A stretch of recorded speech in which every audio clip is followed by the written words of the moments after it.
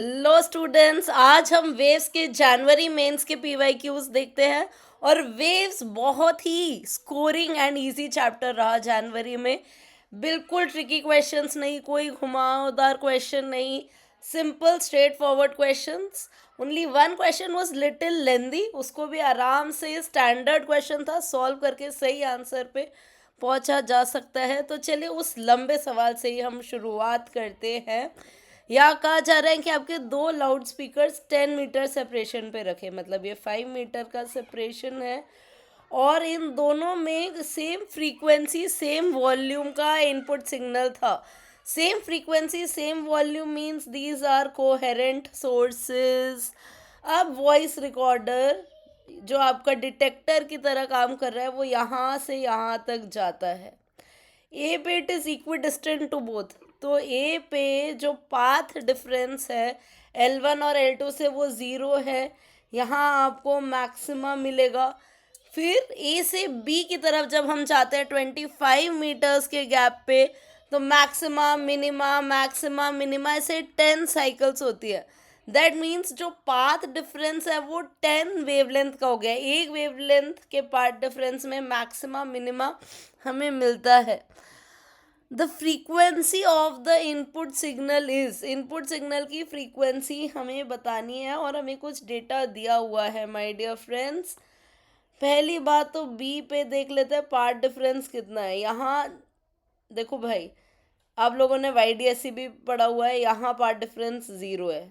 फिर λ/2 का आया होगा डिस्ट्रक्टिव इंटरफेरेंस, फिर लैम्डा, लाइक दिस ऐसे करते करते यहाँ 10 लैम्डा वाला आपको 10th मैक्सिमम मिल रहा है। यहाँ पे ये हमें बताया गया है। तो अब इसका मतलब क्या है, हमें सॉल्व कैसे करना है। एट बी हमारा जो पाथ डिफरेंस है वो 10 लैम्डा के बराबर है, ये हमें बताया गया है। If we look at the path length from L1, L1 से path length छोटी है, yes, and L2 से path length बड़ी है। This is 40 and this is 20, तो ये हो जाएगा 20√5। जब L2 से आप पाथ लेंथ देखेंगे, दिस इज 40 और ये 25 + 5, this side is 30, this will be 50। तो पाथ डिफरेंस अपन को कैसे मिला, 50 - 20√5 इज इक्वल टू 10 लैम्डा। यहाँ आप √5 की वैल्यू डाल दीजिए तो आपको वेवलेंथ मिल जाएगी। और फ्रीक्वेंसी हमें कैसे मिलेगी, फ्रीक्वेंसी हमें मिलेगी स्पीड अपॉन वेवलेंथ से। We know our speed is 324 divided by 5 - 2√5, this is 324 upon 0.54। आप सॉल्व करोगे आपको मिलेगा 600 हर्ट्ज। इसमें कुछ भी मुश्किल बात नहीं थी, बस थोड़ा सा ध्यान से कैलकुलेशन करना था। आगे क्वेश्चंस और आसान है। Velocity of sound is double when temperature is raised from, यहाँ रेज्ड था keyword, 0 degree Celsius to α degree Celsius. तो कितना टेम्परेचर बढ़ा दे भाई, हम सबको पता है V is proportional to √T। अगर V को करना है डबल तो टेम्परेचर को करना होगा क्वाड्रपल। बट टेम्परेचर की बात याद रखो, केल्विन में करते हैं। 273 केल्विन से आपको कितना करना होगा, 273 × 4 केल्विन। तो आपने रेस कितना किया, चेंज इन टेम्परेचर कितना हुआ, this minus this, that is 273 × 3 Kelvin, that is 819 Kelvin my dears। Raised bye पूछा है, कई बच्चों ने ये निकाल के आंसर मार्क कर दिया। ऐसी सावधानी ना हटे और ऐसी दुर्घटना ना घटे बच्चों। अब यहाँ पर ये भी बड़ा स्टैंडर्ड सा सवाल है। दो ट्यूनिंग फॉक्स को आपने साउंड किया तो 8 बीट्स इन 2 सेकेंड्स मिल रहे थे, यानी कि 4 बीट्स मिल रही थी। When A is loaded with wax, देखो वैक्स से लोड करते हैं तो ट्यूनिंग फॉर्क मोटा हो जाता है, उसकी आवाज़ भी मोटी हो जाती है। यानी कि ए की फ्रीक्वेंसी जब कम करी तो बीट फ्रीक्वेंसी भी कम हो गई और फिर 2 बीट्स मिलने लग गई। अगर 380 थी और पहले आपको 2 बीट्स मिल रही थी, एफ बी बी की फ्रीक्वेंसी आपको दी है, बीट फ्रीक्वेंसी थी 4, तो दूसरा वाला या तो 384 हो सकता है या 376 हो सकता है। अगर वैल्यू 376 से कम होकर, मान अब 2 का फर्क रह जा रहा है ना, मान लेते हैं 374 हो गई तो मेरी बीट फ्रीक्वेंसी तो बढ़ गई, डिफरेंस ऑफ फ्रीक्वेंसीज तो बढ़ गया, मतलब ये ऑप्शन नहीं हो सकता। अगर ये घट के 382 हो जाए तो हाँ जी, मेरी बीट फ्रीक्वेंसी भी घट के 2 हो जाएगी। इसका मतलब मेरा जो सही आंसर है वो 384 ही है यहाँ पर। ठीक है, बिल्कुल स्टैंडर्ड क्वेश्चन, ऐसे बहुत क्वेश्चंस मिलेंगे आपको पीवाई क्यूज में। Do practice them, it is very important. अब यहाँ पर कहा गया fifth harmonic of a closed organ pipe is found to be in unison with the first harmonic of an open pipe। यहाँ मैं आपको हार्मोनिक का मतलब बता दूँ। हार्मोनिक का मतलब होता है उतना फंडामेंटल का उतना टाइम्स, मतलब फंडामेंटल फ्रीक्वेंसी इंटू 5। ठीक है, तो fifth harmonic of a closed organ pipe, closed organ pipe में V/4L लिखते हैं, वो first harmonic of open organ pipe के बराबर है, मतलब 1/V/2LO। अब ratio of length of closed organ pipe to open organ pipe. अच्छा जी, तो यहाँ ना पहले ज़रा सिंप्लीफाई कर लो, ये V तुम्हारा गया, ये हो गया 2, और आपसे 5/2 आपको दिख रहा है, LC/LO पूछा जा रहा है, तो 5/x में पूछ रहे हैं x क्या है, हमें दिख रहा है वो 2 है। यस बच्चों, यहाँ कहा गया कि एक पॉइंट सोर्स को centre of a spherically enclose detector पे रखा, if the volume of the detector is increased by 8 times the intensity will.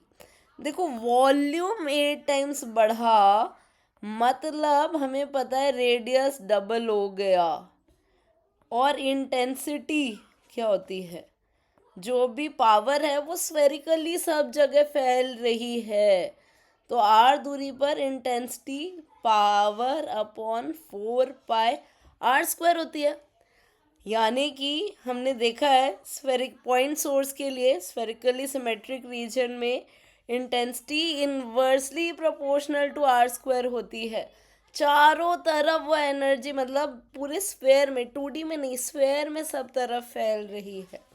So my dears, radius अगर डबल हुआ है तो इंटेंसिटी 1/4 हो जाएगी। बिल्कुल ही easy question, it will decrease by 4 times. यहाँ हमें कहा गया कि एक ओपन ऑर्गन पाइप है और उसमें ओपन ऑर्गन पाइप, ठीक है, उसकी थर्ड और सिक्स्थ हार्मोनिक, मैंने हार्मोनिक बोला फंडामेंटल का कितना टाइम्स होता है, वो दिया V6, मतलब सिक्स्थ हार्मोनिक की फ्रीक्वेंसी माइनस थर्ड की फ्रीक्वेंसी 22/100 हर्ट्ज है। तो 6 फॉर ओपन ऑर्गन पाइप, अपनी फंडामेंटल हमने बात करी थी, V/2L होती है, -3V/2L, जो कि कितना हो जाएगा, 3V/2L इज इक्वल टू 2200।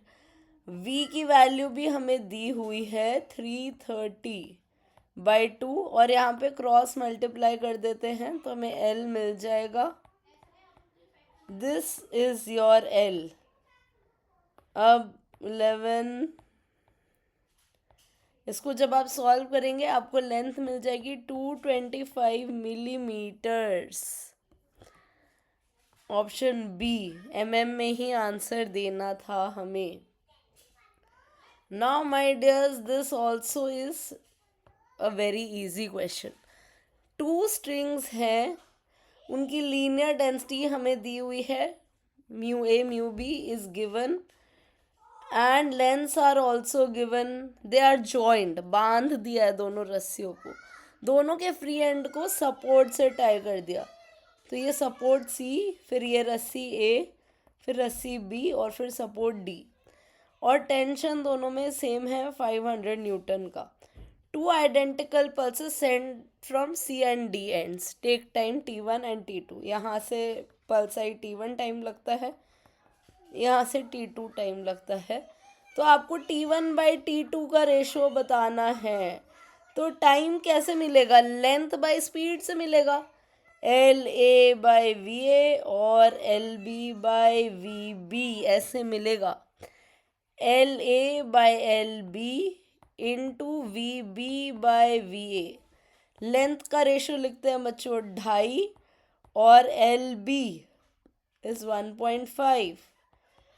अब देखो हमें पता है वेलोसिटी होती है √T/μ, लेकिन टेंशन तो सेम है, तो टेंशन तो कट जाएगा आपका ऊपर नीचे से रेशो में। यहाँ जो बचेगा वो क्या बचेगा? इन्वर्सली प्रोपोर्शनल टू म्यू है ना, यही सिली मिस्टेक्स नहीं करनी है। तो √μA/μB हो जाएगा 25/15, दिस इज 5/3। μA/μB हमें दिख रहा है 1/√2 हो जाएगा, रूट के अंदर है ना μA/μB। तो ये 5/3√2 आप जब कैलकुलेट करेंगे आपको 1.18 मिल जाएगा। बिल्कुल इजी सवाल, मेंटल ब्लॉक हटाने की ज़रूरत है कि वेव्स मुश्किल है, बिल्कुल इजी फॉर्मूला बेस्ड क्वेश्चंस। अब यहाँ कहाँ गया? Speed of longitudinal wave in a metallic bar is 400 metre पर second. Density and Young's modulus are increased by 0.5% and 1%। ये डेंसिटी का है और ये यंग्स मॉड्यूलस का है। तो स्पीड कितनी बदल जाएगी? ओके जी, परसेंट में बात हो रही है तो इंटू 100 करना पड़ेगा। स्पीड का ये फॉर्मूला हमें पता है यंग्स मॉडुलस के टर्म्स में सॉलिड्स के लिए, √Y/ρ इंटू 100 करना पड़ेगा। यहाँ हमें मिला हाफ, ΔY/Y ये 1% है ना, तो इसकी जगह 1 लिख दिया, माइनस हाफ Δρ/ρ, Δρ/ρ 0.5% है। So again here I get half minus 1/4, that is 1/4. अब percentage change is 0.25, 0.25% चेंज आया है, मतलब 0.25 बढ़ी है। बस ध्यान से करना है, अपन को पता चला 0.25% बढ़ी है स्पीड, तो पहले तो ΔV निकाल लेते हैं, उसको जोड़ देंगे, क्योंकि ऑप्शन आपको दिख रहा है हर तरीके के अवेलेबल है, सारी सिली मिस्टेक्स का ऑप्शन अवेलेबल होता है। ΔV/V into 100 is equal to 1/4।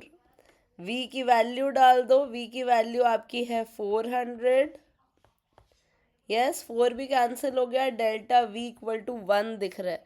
इतने से स्पीड बढ़ी है, यहाँ प्लस आया मतलब इंक्रीज हुआ है स्पीड में, तो 400 मीटर पर सेकेंड से एक बढ़ेगी तो हो जाएगी 401 मीटर पर second. My dear friends, this was very easy and all the questions of waves are doable. ये एक बहुत स्कोरिंग चैप्टर है, मैं आपको फिर से बार बार बोल रही हूँ, इसको आप ध्यान से करें क्योंकि इसका सवाल आएगा तो हो ही जाएगा। All the best, may you rise and shine.